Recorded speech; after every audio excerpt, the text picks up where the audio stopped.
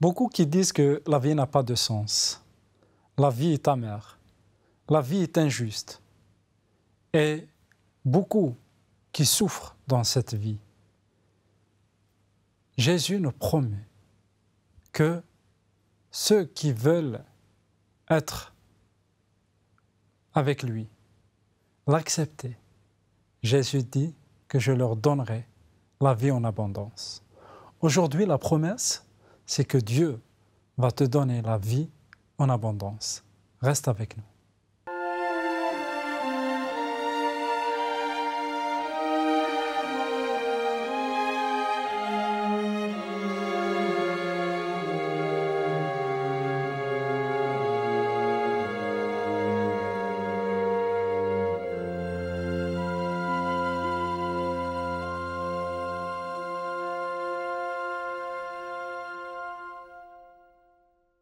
Bonjour et bienvenue pour une nouvelle émission. Nous allons continuer à parler sur les promesses de Jésus. Et avec le pasteur Pierre, nous allons continuer aussi d'accepter des promesses dont la Bible en fait nous parle, et en particulier Jésus nous a laissées pour qu'on puisse bénéficier, pour qu'on puisse les accepter dans notre vie. Aujourd'hui aussi, pour une autre fois, nous allons accueillir notre invité, le pasteur Pierre Péchaud. Bonjour et bienvenue, pasteur Pierre. Bonjour Hanafi, bienvenue à tous ceux qui nous rejoignent à travers cette émission. Alors, comme d'habitude, en fait, on a maintenant l'habitude de t'écouter, d'entendre tout ce que tu dis, tout ce que tu partages avec nous. Quelle est ta promesse aujourd'hui? Quelle est la promesse de Jésus, en fait, dont tu veux partager avec le public? C'est une promesse sur la vie. Je vais lire tout de suite le verset à partir duquel nous développerons cette promesse. Elle se trouve, cette promesse, dans l'évangile de Jean, au chapitre 10, et c'est le verset 10. Alors Jean 10, 10. Et la deuxième partie du verset, de toute façon, après, je lirai plus. Je vais d'abord me concentrer sur la promesse. C'est Jésus qui parle et qui dit « Moi, je suis venu pour qu'ils aient la vie et l'aient en abondance. » Et là, Jésus parle de toutes les personnes qu'il compare à un troupeau de moutons. Alors, je choisis cette promesse parce que j'aime beaucoup l'expression « la vie en abondance ». Abondance, ça veut dire qu'il n'y a pas de restriction. Si c'est une récolte abondante, ça veut dire qu'il y a vraiment énormément de blé, par exemple. Il y a un sentiment de surplus. Il y a un sentiment qu'on ne va pas manquer. De générosité. De générosité. Si l'eau coule en abondance, eh bien, il y a vraiment de l'eau pour... Il n'y a pas de manque, quoi. Il n'y a pas de manque. Tout le monde pourra boire à la source si la source est abondante. Et j'aime beaucoup cette idée. Je suis venu pour qu'ils aient la vie et l'aient en abondance. Est-ce qu'on peut avoir la vie sans... voilà. Est-ce qu'elle peut s'arrêter juste voilà, je suis venu pour qu'ils aient la vie. C'est ce que j'allais dire. Pourquoi elle rajoute Voilà, c'est ça. Est-ce que c'est juste pour le rajouter ou il y a vraiment quelque chose derrière? Disons que si Jésus avait dit « Je suis venu pour qu'ils aient la vie », eh bien, j'aurais pu prendre ce passage et dire c'est une promesse. Jésus est venu apporter la vie. Et d'autres passages dans la Bible vont vraiment dans ce sens. Alors, pour qu'ils aient la vie et qu'il ait en abondance, ça va rajouter quelque chose, mais de toute façon, ça concernera toujours la vie. Mais effectivement, si c'est écrit, c'est bien qu'on doit comprendre quelque chose peut-être d'un peu plus. Alors, il y aura différentes manières de comprendre. Hein. On peut toujours interpréter, mais pas dans le sens d'inventer des choses, dans le sens de partir sur une piste ou partir sur une autre piste à travers une même parole. Parce que la parole de Dieu est tellement riche qu'il est difficile, en une seule explication, de donner toute la dimension de cette parole. Et justement, dans ce cadre-là, par rapport à ce que je viens de dire, je vais relire un peu le passage, parce que Jésus va se présenter comme un berger, et cette notion de vie abondante, eh bien, elle vient après Jésus qui s'est présenté comme un berger et qui a parlé de nous comme des moutons. Alors, je pense que c'est intéressant de l'entendre. Donc, je vais relire dans le chapitre 10 de Jean, mais à partir du verset 7. Ok. Jésus leur dit encore, donc là il commence un nouveau discours, Jésus leur dit encore, « Amen, amen, je vous le dis, c'est moi qui suis la porte des moutons. Tous ceux qui sont venus avant moi sont des voleurs et des bandits. Mais les moutons ne les ont pas écoutés. C'est moi qui suis la porte. Si quelqu'un entre par moi, il sera sauvé. Il entrera et sortira et trouvera des pâturages. Le voleur ne vient que pour voler, abattre et détruire. Moi, je suis venu pour qu'ils aient la vie et l'aient en abondance. » J'ai relu ce petit texte il n'y a pas longtemps, et c'est vrai qu'il ne parle pas du berger, c'est juste avant que Jésus se présente comme un berger. Là, Jésus se présente comme la porte par laquelle les moutons entrent et sortent. Jésus est le seul passage pour à la fois entrer et sortir. C'est très intéressant. On pense à une bergerie, et on imagine les moutons en danger, qui doivent se réfugier dans la bergerie, et Jésus est cette porte par laquelle on peut être protégé. Mais le texte et Jésus insistent autant sur le fait de pouvoir sortir et trouver des pâturages. Et là, peut-être qu'on a l'image de la vie abondante. On peut imaginer des pâturages verts dans lesquels les moutons auront toujours de quoi trouver à manger. Mais il y a deux images ici qui peuvent nous faire réfléchir sur la nature de ce berger, de Jésus en fait, qui est la porte, qui est une assurance pour les moutons, pour les brebis. Une fois qu'ils sont à l'intérieur, ils sont protégés. Alors, ils rentrent par Jésus. Et là, il sort aussi à l'extérieur pour manger. Alors, on voit comment il prend soin. Est-ce que c'est une image aussi là, une image qui montre combien il prend soin aussi des petits détails. Parce que la vie en abondante, est-ce que ce n'est pas aussi les petits détails de chaque jour, en fait? Je pense effectivement que la vie en abondance, c'est le fait que toutes les dimensions de la vie sont prises en considération par Jésus. Et il opposera à la porte qu'il est, le voleur, qui lui vient pour détruire et abattre. Je reprends le texte, je suis au verset 10. Ça commence comme ça, le verset 10. Le voleur ne vient que pour voler, abattre et détruire. Moi, je suis venu pour qu'ils aient la vie et l'aient en abondance. C'est-à-dire que le voleur, c'est celui qui convoite et qui va transformer sa convoitise en acte, et donc il va prendre pour lui. Il prend quelque chose qui ne lui appartient pas pour lui. Et Jésus, il est la vie et il donne la vie. C'est vraiment le contraire. Voilà. Alors ça, c'est intéressant que Jésus se présente comme celui qui est la source de la vie.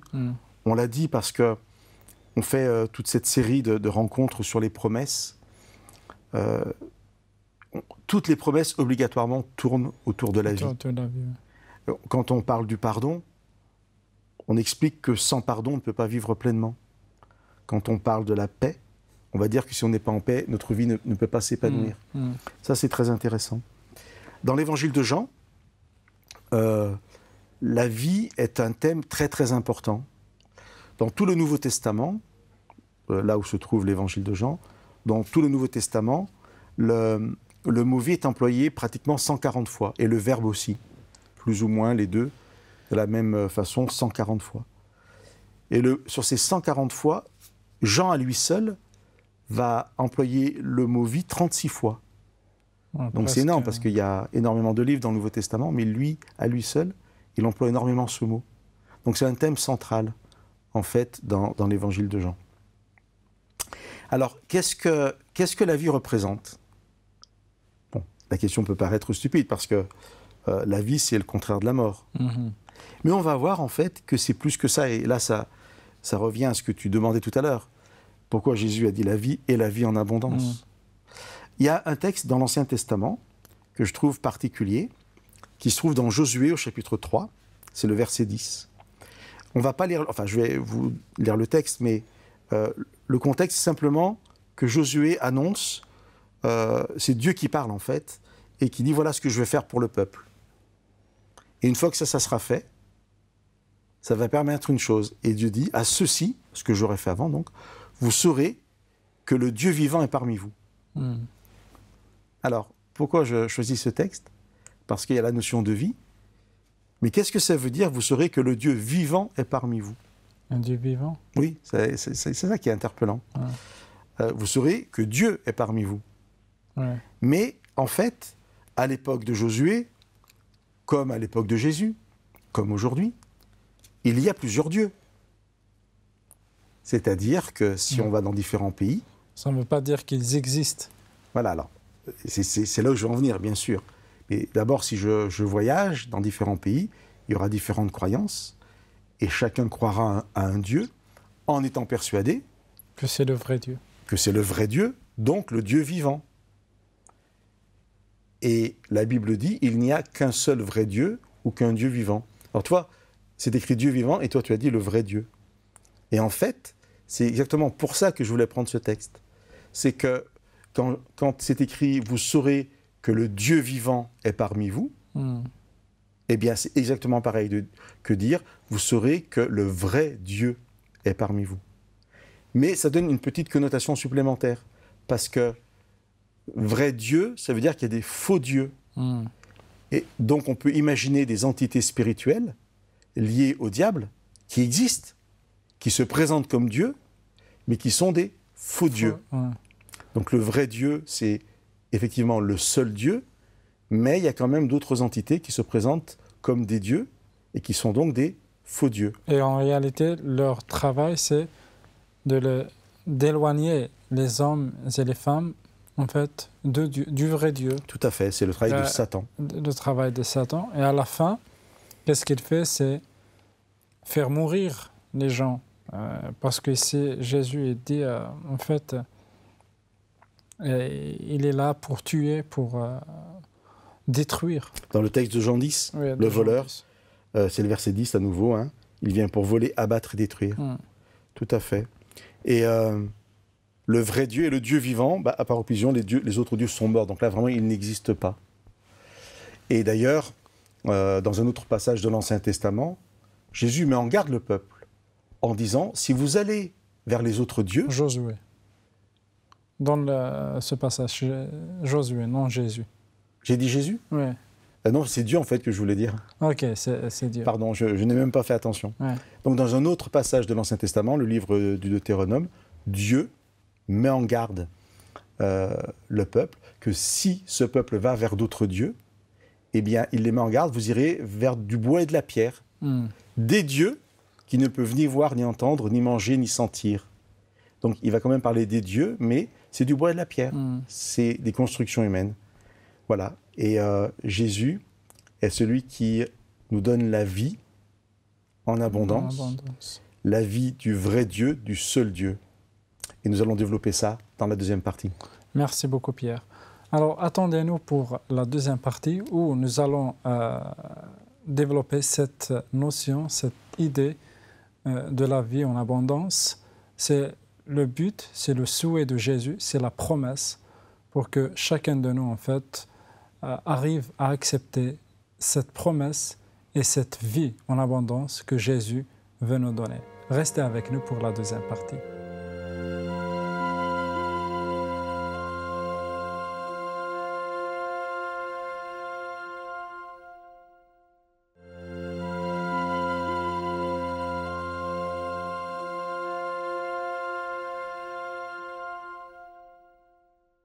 Bonjour et bienvenue pour une deuxième partie de cette émission.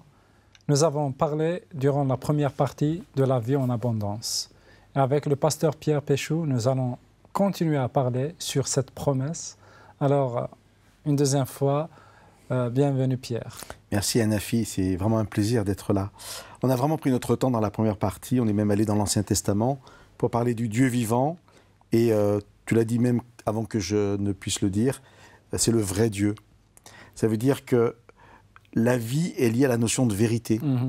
Et quand Jésus dit « Je suis venu pour qu'ils aient la vie et là en abondance », ça veut dire que ça va être la vraie vie. Et là, une question se pose, est-ce qu'il y aurait une fausse vie? Eh bien oui. Une chose que je n'ai pas encore dite, parce que j'ai oublié, c'est qu'on a parlé du voleur. Hein. Le voleur ne vient que pour voler, abattre et détruire. Il y a une notion de mort. Jésus amène la vie. C'est-à-dire que la fausse vie, c'est la vie qui mène à la mort. Voilà, c'est ça. C'est que, parce que quand on dit la vie, voilà, il y a une fausse vie. Alors, c'est moi qui prends l'expression, hein, parce qu'on a lié dans l'Ancien Testament le Dieu vivant au Dieu vrai. Ça me permet de dire qu'effectivement, du moment où Jésus parle de la vie, il parle d'une vie en abondance dans le sens d'une vie vraie, qui serait une vie épanouissante, je vais y venir dans un instant, et donc en fait qui mène à la vie. Alors une vie qui mène à la vie, cette expression n'est pas dans la Bible, par contre c'est la vie éternelle. Le voleur amène à la mort, et Jésus amène à la vie. Tout à l'heure on parlait de Satan, qui veut imiter Dieu, qui se présente comme Dieu alors que ce n'est qu'un faux Dieu, c'est une créature rebelle. Eh bien celui qui suivrait Satan irait à la mort, et à la mort éternelle. Tandis que Jésus amène à la vie, et on peut vraiment aussi comprendre la vie en abondance comme la vie éternelle. Alors, c'est ça, mais c'est aussi autre chose, et les deux sont liés. Je m'explique tout de suite. Dans l'univers biblique, dans la pensée biblique, la notion de vie, la vie que Dieu donne, cette notion, elle est liée à la notion de développement, de croissance, comme une plante qui pousse, à la notion de mouvement et à la notion de fécondité. La fécondité, c'est-à-dire le fait de procréer, d'être fécond, c'est-à-dire de produire des choses. Donc, j'ai presque envie de dire, dans la vie de Dieu, il y a vraiment la vie. Ça veut dire que c'est toujours en mouvement, c'est toujours en action, c'est toujours positif, on se développe. Et quand Jésus dit « je suis la vie », je vous donne la vie en abondance, eh bien obligatoirement derrière il y a l'idée et d'une vie éternelle, mais aussi déjà maintenant d'une vie remplie, d'une vie de croissance, d'une vie de fécondité. Mais qu'est-ce que tu en penses de quelqu'un qui a une vie pénible? Est-ce qu'il veut avoir cette vie en abondance? Il traverse des moments durs, difficiles, parce que quand même, voilà, le paradoxe est là, c'est que le fait que Jésus parle de la vie en abondance, et la réalité aussi, on voit beaucoup qui suivent Jésus, et qui sont ses disciples, qui gardent sa parole, mais qui souffrent aussi. Est-ce que là, il y a une vie en abondance? Alors, ça se bouscule dans ma tête quand tu dis ça, parce que j'aimerais répondre de différentes façons. Déjà, il faudrait poser la question aux disciples. Ou si tu m'avais dit, je connais quelqu'un qui dit appartenir à Christ et qui souffre, est-ce que tu crois qu'il a la vie en abondance? Il faudrait lui poser la question directement. Et on serait parfois surpris de la réponse des personnes qui souffrent mais qui connaissent le Christ. On serait surpris parce que, je ne dis pas forcément obligatoirement, hein, on peut passer par des phases de découragement, mais des personnes diraient « Oui, je me sens pleinement vivante en Christ malgré la souffrance. » Et je vais expliquer pourquoi. Quand Jésus ressuscite, des personnes vont au tombeau, ces personnes ne savent pas que Jésus est ressuscité. Je vais lire un passage dans Luc 24. Et les personnes vont au tombeau pour chercher le corps. Et j'aime beaucoup ce passage. Alors je vais vous le lire dans Luc 24, c'est le verset 5. Voilà, les gens arrivent au tombeau, ce sont des femmes. Et puis, elles ne trouvent pas Jésus. Et voici ce que dit le verset 5, parce qu'il y a des anges qui apparaissent. Toutes craintives, elles baissèrent le visage vers la terre. Mais ils leur dirent, donc les anges parlent aux femmes, et voilà ce que disent les anges. « Pourquoi cherchez-vous le vivant parmi les morts ?» Ah, ça, je trouve ça bien, et je commence à répondre à ta question, en fait. Jésus est appelé pleinement le vivant quand il est ressuscité. C'est-à-dire que la Bible nous dira que Jésus, en ressuscitant, a vaincu la mort. Et la Bible va aller encore plus loin, parce qu'elle va dire que la mort n'existe plus. Alors, tout de suite, nous mourrons encore, mais nous ressusciterons. C'est-à-dire que cette mort éternelle a été vaincue, et ceux qui acceptent le Christ dans leur vie auront la vie éternelle. Et donc, c'est pour ça que je disais que la vie en abondance, c'est aussi la vie éternelle. Mais Jésus, quand il ressuscite, qu'il est sur terre, il est appelé le vivant, celui qui est plein de la vie, parce qu'il est ressuscité. Et pour répondre à ta question, je suis toujours avec l'idée des gens qui souffrent. C'est que sur cette terre, Jésus est déjà celui qui est pleinement vivant, Et on va lire un texte texte très connu et qui va vraiment qui cadre bien avec notre thème d'aujourd'hui. C'est un texte dans Galates, une lettre que Paul écrit à l'église qui est en Galatie. C'est Galates au chapitre 2, c'est le verset 20. Et il nous faudra expliquer ce texte.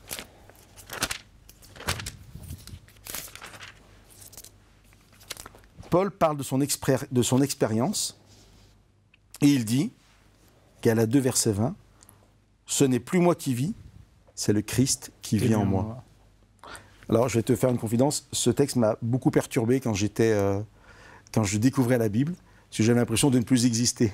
Ce n'est plus moi qui vis, je dis, mais attends, moi j'ai envie de vivre, quoi. Ouais. C'est Christ qui vit en moi, comme si Christ me dépossédait de ce que je suis. Mais il faut juste lire la suite. Hein. Je reprends le verset 20. « Ce n'est plus moi qui vis, c'est le Christ qui vit en moi. Ma vie présente dans la chair, je la vis dans la foi du Fils de Dieu. » À la foi, l'élément de la foi ici.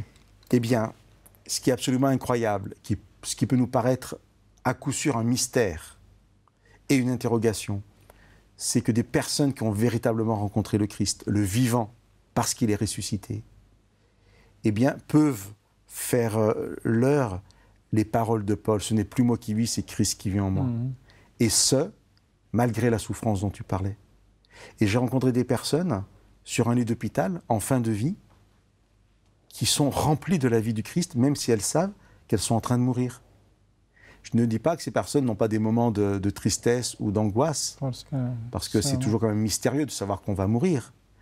Mais en même temps, c'est des personnes qui sont vraiment dans la paix. Alors c'est un mot que je n'avais pas encore prononcé, volontairement, parce qu'on fera vraiment une émission sur Jésus qui nous donne sa paix. C'est une promesse aussi. C'est une promesse aussi. De toute façon, tout est lié, on l'a dit. Mais je suis vraiment content aujourd'hui d'insister sur cette idée qu'on peut se sentir vivant. On peut se sentir vivant sur un fauteuil roulant. On peut se sentir vivant en prison si on rencontre le Christ. Alors, si j'ai bien compris, c'est que si la souffrance existe, ça n'exclut pas une vie en abondance. Eh bien, exactement. D'abord parce que la vie en abondance, c'est la promesse de la vie éternelle. Il ne faut pas laisser ça de côté. Hein. Le voleur vient pour détruire. Moi, c'est la vie en abondance, donc c'est la vie qui ne sera jamais détruite. Mais, et c'est pour ça que je voulais insister, oui, tu as raison, c'est pas seulement après ça ira mieux. C'est tout de suite, malgré quelle que soit la situation dans laquelle je vis, je peux être pleinement vivant.